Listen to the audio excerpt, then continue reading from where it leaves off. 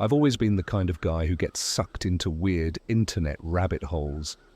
You know, those nights when you start by watching some stupid conspiracy video and somehow end up deep diving into forums about mind control, secret government experiments, and things that shouldn't exist. That's how I found the listing. It was on a forum buried so deep in the dark web that I had to use multiple VPNs and an invite-only access key just to get in. The page was simple, black background, white text, no graphics. Just a single offer. Experience life in another body for 24 hours. Full consciousness transfer. No refunds. At first, I thought it was bullshit. Some scam where they'd take my money and disappear. But there were reviews. Real ones, people talking about how they woke up in different bodies, different cities, how it worked flawlessly. Some said it was life-changing, others warned that they saw things they wish they hadn't. I don't know why I did it. Curiosity, maybe. Or just boredom. $10,000 in Bitcoin, a ridiculous price, but I had been sitting on crypto for years. I paid. An hour later, I got an email. No sender name. No reply option. Just a subject line, welcome to your new life. And then, instructions. Take a sedative pill, mailed to my house in advance, neatly packaged, like a prescription from CVS. Lie down at exactly 3 a.m. Let go, that was it. No explanations, no warnings. I followed the steps. I woke up in hell. The first thing I noticed when I opened my eyes was that the ceiling was wrong. Yellowish-brown stains from years of water damage, an old ceiling fan with one broken blade spinning above me. This wasn't my apartment. I sat up, heart pounding. My hands weren't mine. They were thicker, rougher. My nails were bitten down to the flesh. I scrambled out of bed and saw my reflection in the mirror across the room. A different man. Pale skin, short, buzzed hair, a scar running down my cheek like an old knife wound, a face I didn't recognize. My stomach flipped. I ran to the window. The skyline was different. Tall buildings, neon signs, a shitty part of some city I didn't know where. I grabbed a phone from the nightstand, locked screen, no Face ID, no fingerprint, just a passcode. Instinctively, I tried my usual numbers, nothing. Then I saw the notifications, messages, emails, bank statements, and one missed call from a name that made my blood turn to ice. Me, or at least the guy inside my body. My head spun. I opened the texts. The most recent one was sent an hour ago. Enjoy your new life, I know I will. I felt like I was going to throw up.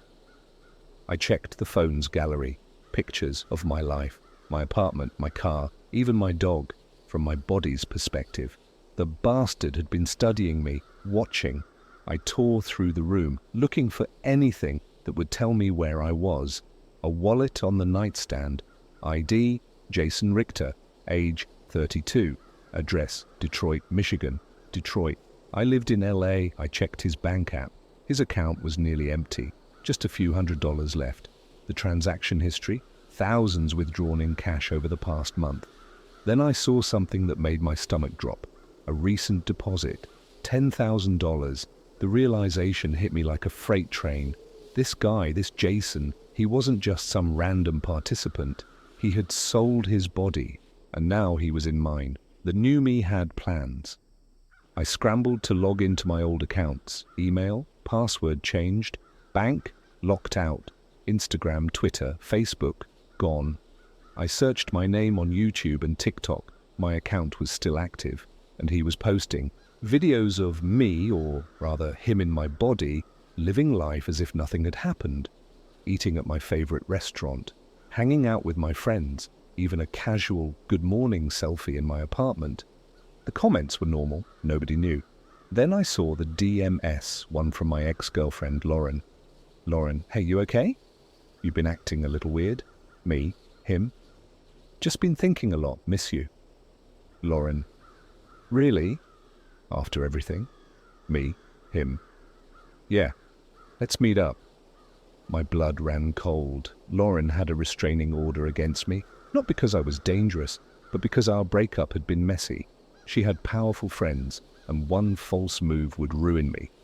And now, the guy in my body was about to ruin my life on purpose. I had to stop him. The hunt began. I didn't have time to process the horror of my situation. I needed to get back. I raided Jason's closet for clothes, grabbed his keys, and bolted out of the apartment. The air outside was cold, a dead-end street, a shitty part of Detroit. Hookers on the corner, homeless guys shooting up in the alley. His car was a beat-up Ford Focus. The gas tank was nearly empty. I had no money, no ID, no way to prove who I was. I was trapped in a dead man's life. But there was one last hope, the listing. I needed to find whoever ran that goddamn service and make them switch me back, even if it meant killing Jason to do it. I wasn't going to survive long in this body. Not because I was sick or dying, but because I was broke, stuck in a stranger's life, and had a psychopath living mine.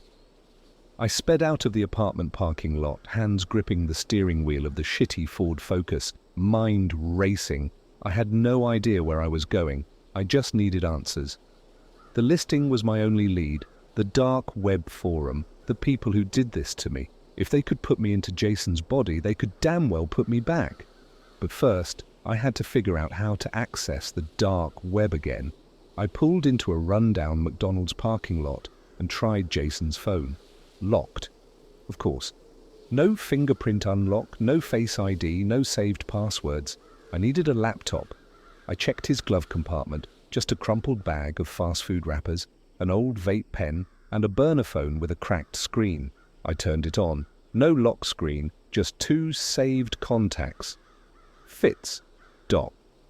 The text messages were mostly short, junky shit. Yo, you got... Slide through in an hour. A couple of messages about cash drops and meeting locations. And then, one that stood out. Fitz. You sure about this? No refunds, bro. Me. Jason? I told you, I want out. Just make sure the deposit goes through. Fitz. Whoever he was, he helped Jason do this. I called him. He picked up after 2 rings. His voice was deep, scratchy. Yo, you good? I hesitated. I had no idea how Jason talked. Yeah, I said, keeping it vague. I need your help. Silence. Then, help with what? I need to undo it. Another long silence. Then he hung up. The body I was in wasn't normal. I slammed my fist on the steering wheel. Fitz knew something. I needed to find him. I pulled out of the McDonald's lot and started driving aimlessly, trying to figure out my next move. I was starving, my head hurt, and I was terrified of what the guy in my body was doing right now. I spotted a Walmart and pulled in. I didn't have cash, but if Jason had Apple Pay or any saved cards, I could at least get a cheap laptop. I checked his wallet, debit card, expired credit card, a crumpled receipt for a liquor store. I swiped the debit card at the self-checkout. Declined. I clenched my teeth. No money, no phone access, no contacts. I was stuck. And then I felt it.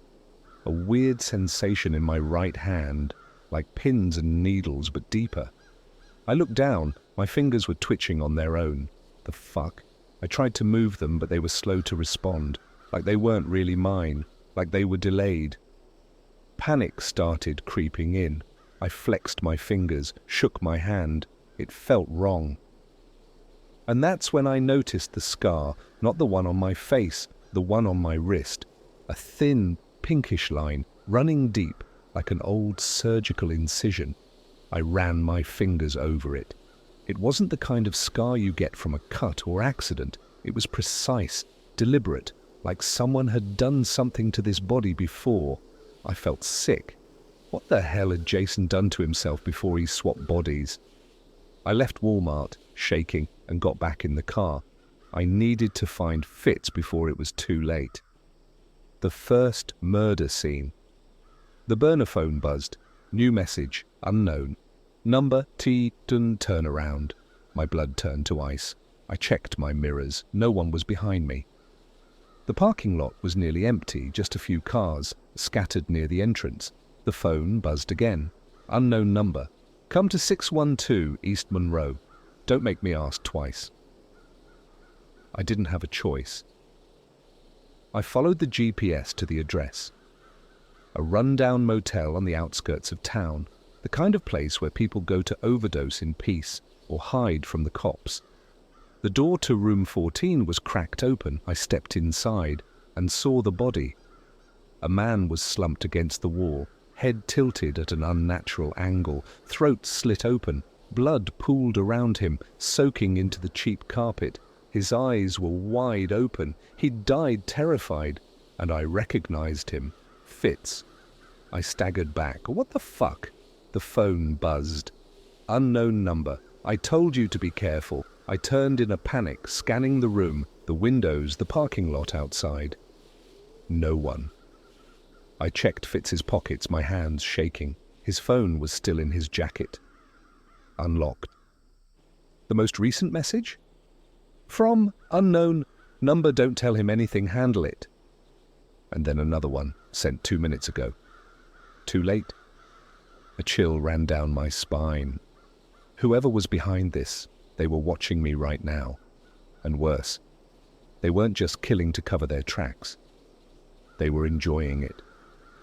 I stood over Fitz's body, my pulse hammering in my ears. The motel room reeked of blood and cheap air freshener. Whoever had done this was fast. I had just texted Fitz an hour ago, and they were still watching me. The burner phone buzzed again. Unknown number. Clean up your mess. My breath hitched. My mess?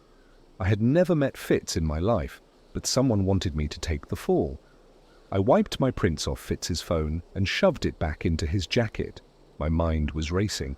Whoever killed him knew exactly where I was. They were in control, and that meant they could find me anytime they wanted.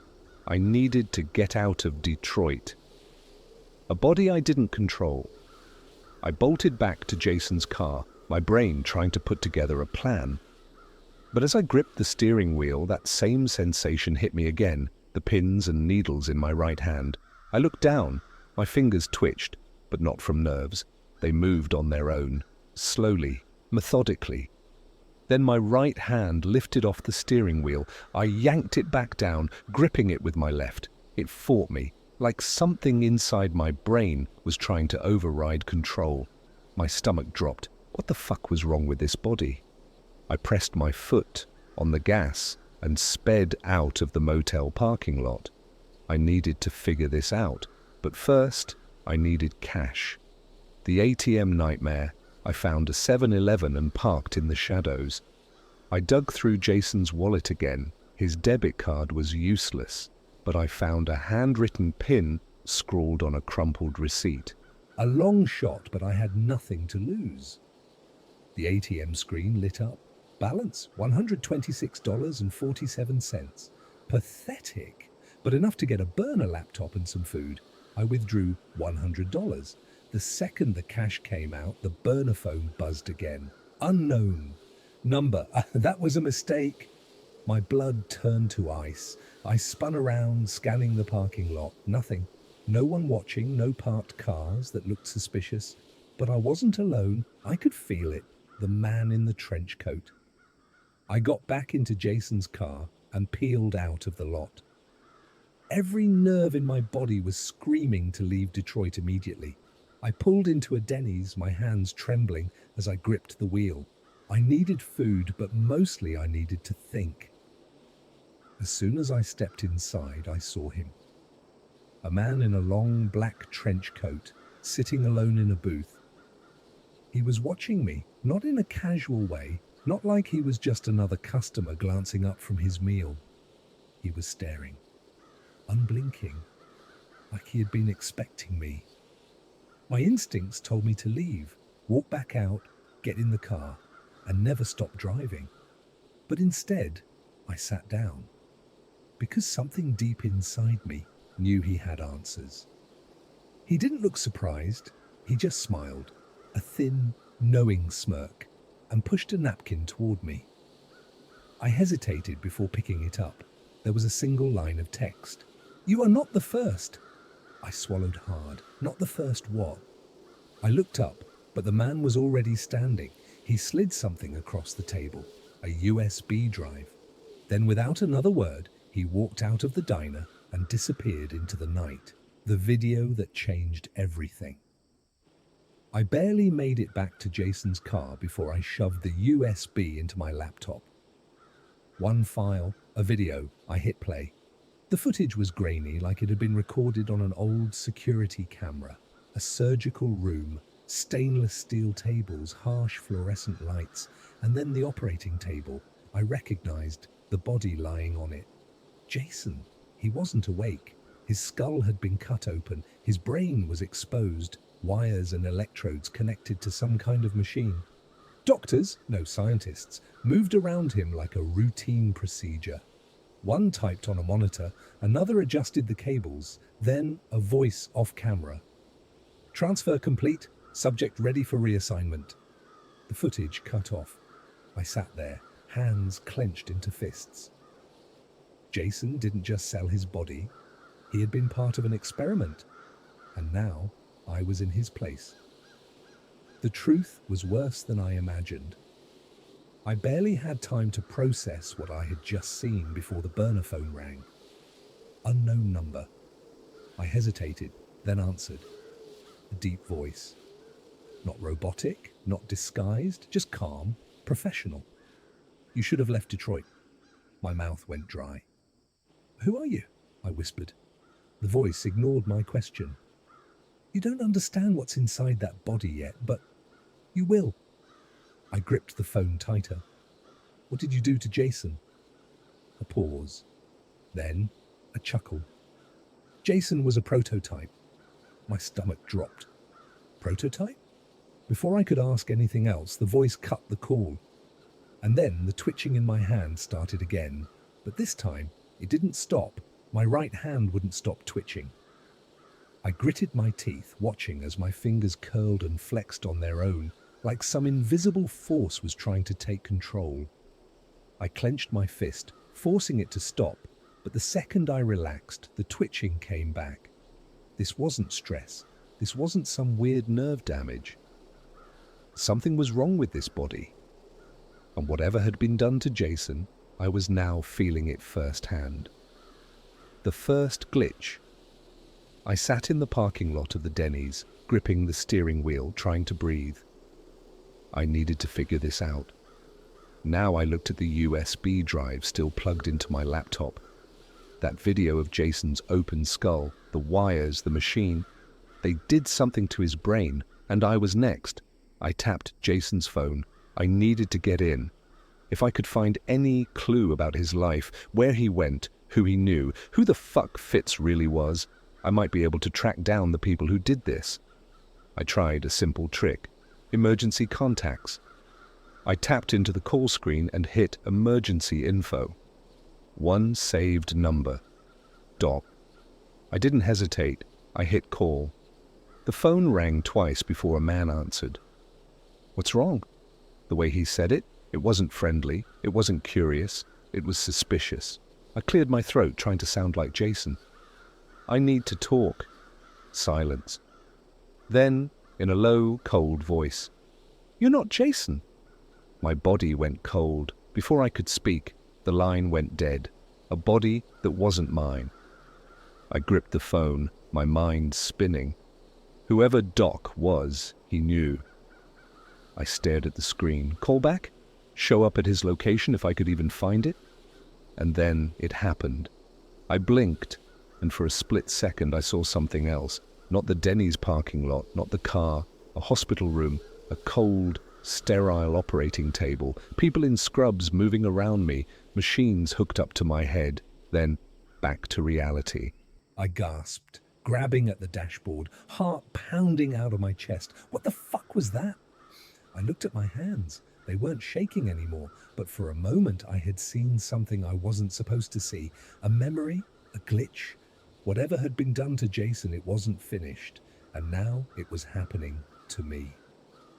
The warehouse, I needed answers. I went back to Fitz's burner phone and checked the messages. There was an address, a location he had sent to Doc just 2 days ago. 2519 Brant Street. I typed it into Google Maps. A warehouse. I didn't think. I just drove. It was nearly midnight when I pulled up. The warehouse looked abandoned, like it hadn't been in use for years. Rusted loading docks, a broken chain link fence, a single dim light flickering above the entrance. I parked a block away and approached on foot.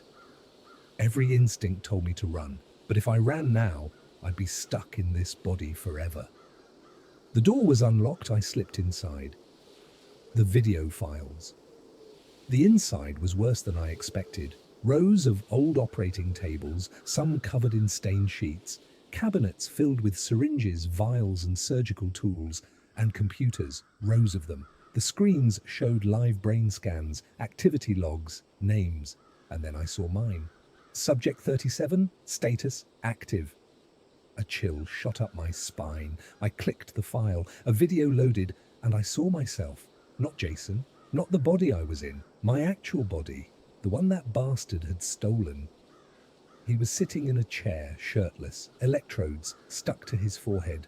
A doctor in a white coat stood next to him. And then the doctor spoke. "How are you feeling?" The man in my body smiled. "Perfect." The doctor nodded, looking at the brain scan. "Any issues?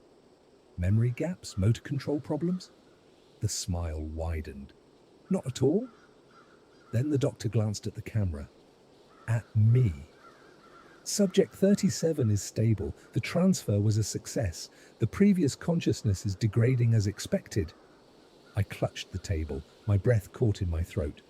Degrading. I clicked another file. Subject 22. Status? Failed. Another video. A man. Different body. Different face. But his eyes were hollow. He was strapped to a hospital bed, thrashing, screaming, his own hands clawing at his skull. And then his mouth opened unnaturally wide, a choking, gurgling sound, and he started convulsing. A doctor injected something into his IV, and the screaming stopped. The file ended. I staggered back, my pulse hammering. The previous consciousness is degrading. They weren't just switching bodies, they were erasing people, and now it was happening to me. The escape A noise, I froze. Footsteps. Inside the warehouse, I yanked the USB out of the computer and bolted. I barely made it out the back before I heard the door slam open. Voices. They had found me. I didn't stop running. I tore through the streets, lungs burning, heart about to explode. The burner phone buzzed. I didn't look, I just ran, but I already knew what the message would say, because these people were always ahead of me, because they were watching everything. I ducked into an alley, panting, and checked the screen. Unknown number. Now you understand. You have 48 hours before you're gone for good. Come home. I had 48 hours before I was gone for good. That message was all I could think about as I crouched in the alley, heart pounding. My hands were shaking. Both of them now. The twitching had spread. My fingers weren't responding right. I was losing control. The bastard in my body was living my life, and here I was, stuck in the rotting shell of a failed experiment. And the people who did this, they were inviting me back. Come home. That meant they still needed me. I had leverage. If I could find them first, maybe I could fix this. Or maybe I'd just kill every single one of them before they could finish erasing me. The home address. I bolted back to Jason's car and plugged the USB into my laptop.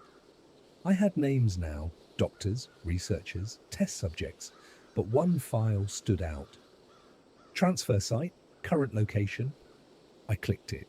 A house, not a lab, not a warehouse, a fucking house. 1126 Greenfield Road, Detroit. I pulled up Google Maps. It was in the suburbs. Nice area, quiet. They were hiding in plain sight. I gritted my teeth. Fine, let's finish this.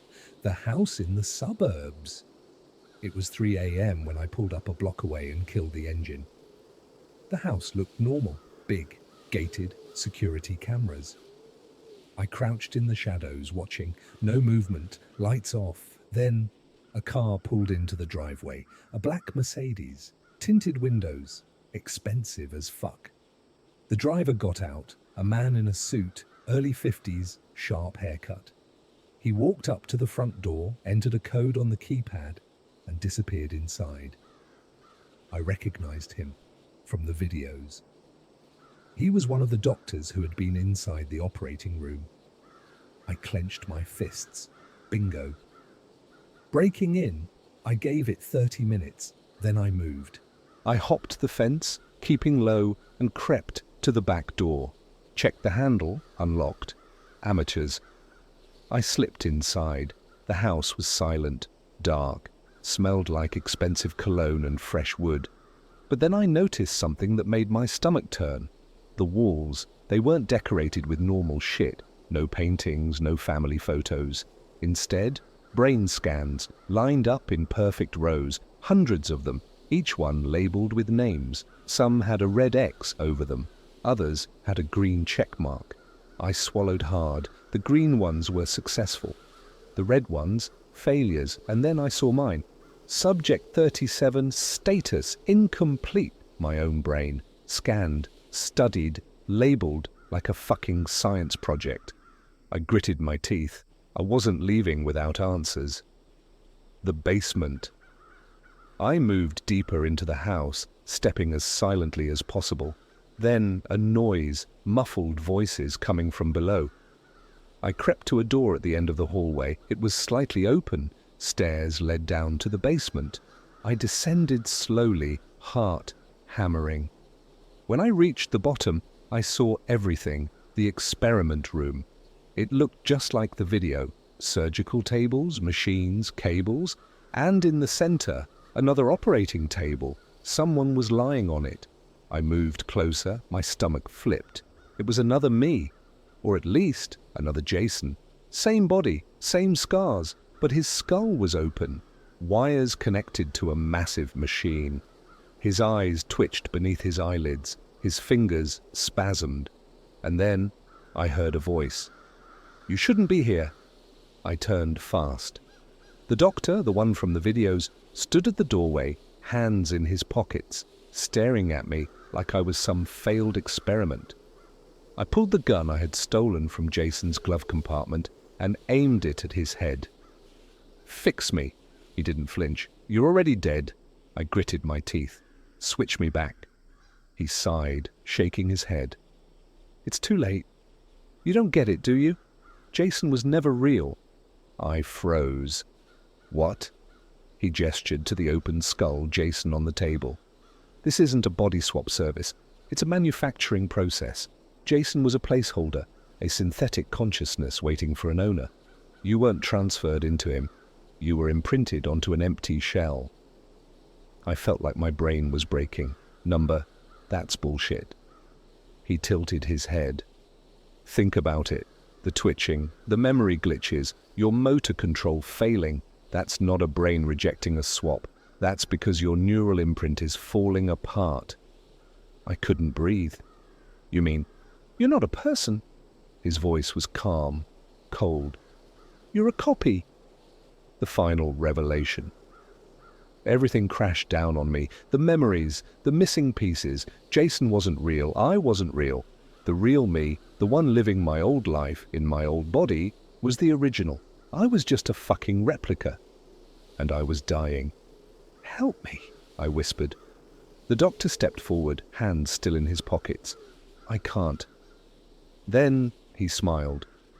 "But we can make another." Something in me snapped. I lifted the gun and fired. The bullet hit him square in the forehead. He collapsed like a fucking ragdoll, burning it all down. I didn't think, I just acted. I grabbed a chair and smashed every monitor in the room, kicked over tables, yanked out cables. Then I grabbed the gasoline can sitting near the entrance, poured it everywhere, lit a match. The place went up in flames. The last thing I saw before I ran? Rows of bodies in glass tanks. All of them. Jason, all of them. Me. The ending. I never got my body back. I barely made it out of Detroit. I burned every trace of Jason's life and went off the grid. But I know the truth now. I was never a real person, just a test subject, a copy, and somewhere out there, the real me is still walking around, living his life, blissfully unaware. But sometimes, when I close my eyes, when I drift off to sleep, I see a hospital room, a machine, doctors standing over me, and I hear a voice whisper, "You are not the first."